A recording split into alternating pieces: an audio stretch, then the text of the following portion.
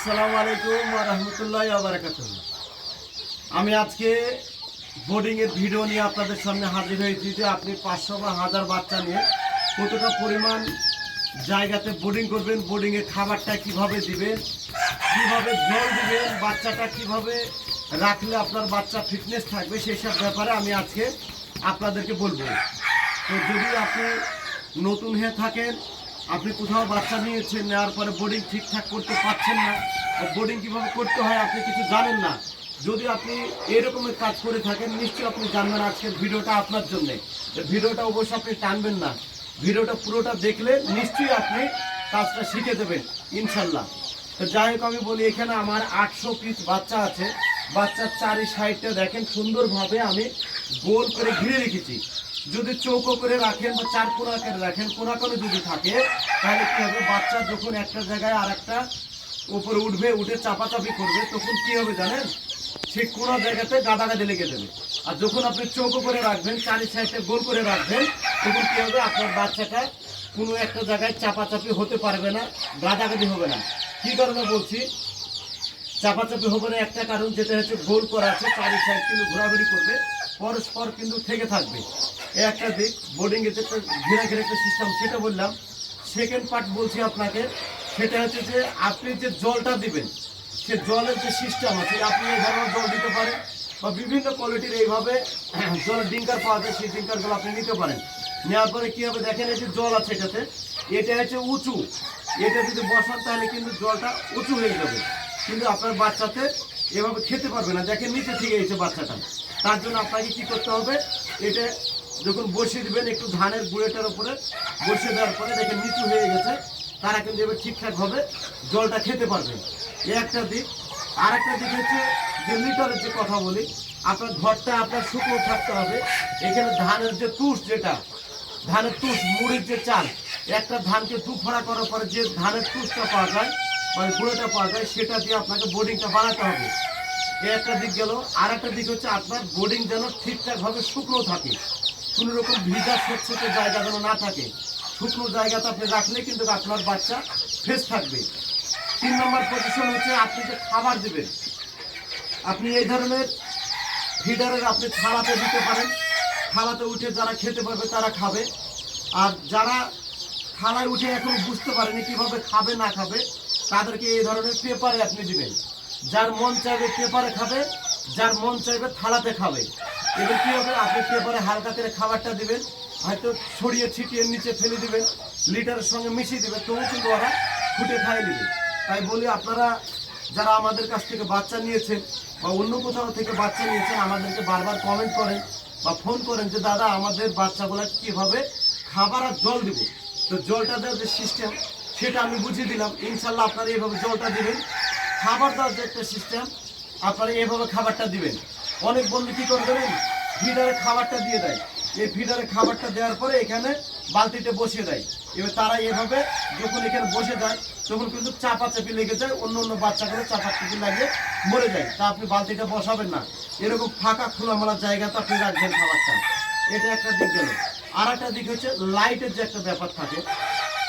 এখন গরমের সময়, এখন তাপমাত্রার আপনার বাচ্চার প্রয়োজন নাই। আপনার কি হবে, মাটি ছাড়া যখন শীতের সময় হবে 2 ফিট থেকে 3 ফিট উঁচু করে আপনি বাল্ব দিবেন বাচ্চার পরিমাণ অনুযায়ী। আপনি যদি 200 বাচ্চার বোর্ডিং করেন, আপনার ঘরটা যদি ঘেরাঘিরে হয়, একটা 100 ওয়াটের বাল্ব যদি হয়ে যায়, আপনার সেখানে বোর্ডিংয়ে কমপ্লিট থাকবে। 7 দিন বোর্ডিংয়ে রাখলে ঠিকঠাক জায়গা বোর্ডিং ঠিকঠাক হবে। তারপরে যে আপনি পুরো ফার্মে বাচ্চা ছাড়বেন তা ছাড়বেন না, যেমন বাচ্চা বড় হবে তেমন আস্তে আস্তে বড় জায়গা করবেন। এই একটা দিক। আর একটা দিক হচ্ছে বোর্ডিংয়ে মেডিসিনের যে ব্যাপারটা আছে, সেটাই একটু বলি আপনাকে। ফার্স্ট টাইম যখন আপনি বাচ্চা ছাড়বেন, 1000 পাখিকে আপনি 1 প্যাকেট লেক্সেন 20 পাউডার আধা ঘন্টা পরিমাণ জলে আপনি দিবেন। সে জলটা যখন খাওয়া হবে, 100 পাখিতে 1 ml করে ভাইমিনাল, মানে 10 ml করে ভাইমিনাল 1 থেকে 3 ঘন্টা জলে আপনি বাচ্চাকে দিবেন। এইভাবে 3 দিন পর পর যদি আপনি ভাইমিনাল খাওয়াবেন, 3 দিন পর পর লেক্সেন পাউডার খাওয়াবেন, আপনার মেডিসিন কমপ্লিট হলো। তারপরে 6 দিনের দিন রানীক্ষেত বিয়ন্ড ভ্যাকসিন আপনাকে চোখে ড্রপ দিতে হবে। ড্রপ দিতে হয় কীভাবে, আপনি বাচ্চা ধরবেন, বাচ্চা ধরার পরে এই যে চোখটা বুজবুজ করছে হবে না, আপনাকে চোখটা ভালোভাবে টান করে ধরে 1 ফোঁটা ড্রপটা দেবেন, সে যেন চোখের পাজালটা ফেলে। পাজাল ফেললে আপনি সেই ঠিকঠাক ড্রপ নেবে। অনেক বাচ্চা আছে কি জানেন তো, তারা ড্রপ ঠিকঠাক নিতে চায় না। তখন আপনাকে কি করতে হবে, তাদেরকে কি করতে হবে, তাদের যে নাক আছে সেই নাকটাতে আপনি সুন্দরভাবে দিয়ে দেবেন, তারা নাকে শুষে নেবে। এভাবে আপনি ভ্যাকসিনটা করবেন। তাছাড়া আপনাকে 7 দিন পরে আবার আপনি ভ্যাকসিন যখন করা হবে, ভ্যাকসিন করার 1 দিন পরে দেখবেন কোনো রকমভাবে বাচ্চা একটু নরম যদি লাগে, ঠান্ডা লাগে ভাব মনে হয়, আপনি লেক্সিন 20 পাউডার আবার 1000 পাখিতে 1 প্যাকেট দিবেন। কেন 1 প্যাকেট পরিমাণ 1000 ডোজ। এটা আপনি পরপর 2 দিন দিলে কিন্তু আপনার বাচ্চা ফিটনেস থাকবে। তারপরে আবার আপনি লেক্সিন খাওয়ানোর পরে আবার ভাইমিনের পরপর আপনি 3 দিন খাওয়াবেন। এইভাবে যদি মেডিসিনগুলো ঠিকঠাক খাওয়াতে পারেন, আপনার বাচ্চা বোর্ডিংয়ে কোনো কিছু হবে না। আবার আপনি 12 থেকে 14 দিনের মধ্যে আবার গামরু ভ্যাকসিন করবেন, ইনশাল্লাহ আপনার ঠিকঠাকভাবে কাজ চলতে থাকবে। একটা পার্ট গেল। আরেকটা পার্ট হচ্ছে, যারা বোর্ডিংয়ে বাচ্চা রেখেছেন, অনেকজন বলে যে তারা বাচ্চা ছোট বড় হয়ে গেছে, কেউ অসুস্থ বোধ মনে করছে, তাদেরকে বোর্ডিং থেকে আপনাকে বেছে নিতে হবে। 1000 পাখিতে 10টা 20টা 50টা বাচ্চা ছোট থাকতে পারে, কিন্তু হাতের আঙুল সমান না, সব মুরগির ডিম সমান না, ছোট বড় থাকতে পারে। সেই ছোট বা বড় বাচ্চাগুলোকে কি সব বড় বাচ্চা সবাই বড়, ছোট যে বাচ্চাগুলো থাকবে সেই বাচ্চাগুলোকে আপনাকে সুন্দরভাবে ছোট্ট একটা জায়গাতে বোর্ডিংয়ে রাখবেন, আলাদা করে বা ক্যারেটে কোথাও একটা রাখবেন। রাখার পরে তাদেরকে ভাইমিনাল 2 দিন 1 দিন করে একটু ধরে ধরে খাইয়ে দিবেন। দেখবেন কয়েকদিনের মধ্যে আলাদা রাখার পরে বাচ্চাগুলো কিন্তু ফিটনেস হয়ে যাবে। তাই বলি বন্ধু, আপনি কাজ করার আগে অবশ্যই যে জায়গায় বাচ্চা কিনেন না কেন, নিশ্চয়ই তারা সঠিকভাবে কাজটা জানে কিনা, তাদের মতন ব্যক্তির কাছে যদি বাচ্চাটা কিনেন, অবশ্যই আপনি সেখানে সাকসেস হবে। আমার কাছে কিনবেন সে কথা আপনাকে বলিনি। আমি কাজটা যেভাবে করি, আমি সেই ধরনের ভিডিও আপনাদেরকে উপহার দিয়ে থাকি। যদি আপনার উপকারে লাগে, নিশ্চয়ই আপনি ভিডিওটা দেখবেন, দেখার পরে আপনি একটা শেয়ার করবেন, লাইক করবেন, কমেন্ট করবেন। আমার চ্যানেলে যদি আপনি নতুন হয়ে থাকেন, আমার চ্যানেলটিকে সাবস্ক্রাইব করবেন।